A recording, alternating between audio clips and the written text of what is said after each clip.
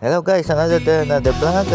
Paki-add nyo po to si Tan Venture 2.0 at kasama po natin sa araw na ito dito sa Barangay Tulat, San Jose Nueva Ecija.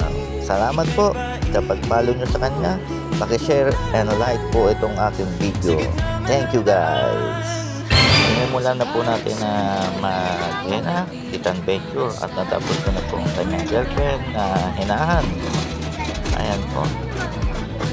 Totoo lang po bumalik lang po siya dito para magpahinang ulit at sinama ng kanyang girlfriend.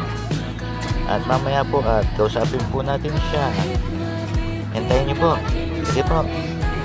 Wait lang po guys. At mahina ang kalaban. At mag-isa lang tayo. Okay. Hello, what's up mga kasoyti? Another day, another vlog at meron tayong kasama dito na isang vlogger din po. Yo, what's up? Tisoy TV Vlog and Ate, ano ba pangalan niya tayo? Jonas. Ate Jonas, ayan.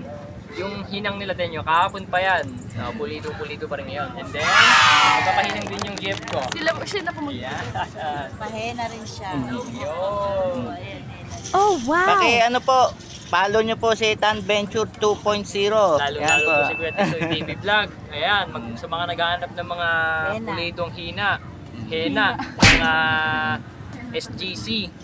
Punta na kayo dito sa pailong ni Kong Kokoy sa Tulat. Andito yung location nila, Kuya Tisoy, ang Ash Handmade, tama ba? Yun po one. Saka ang henang tato ni Kuya Tisoy TV. Yun. Thank you for watching.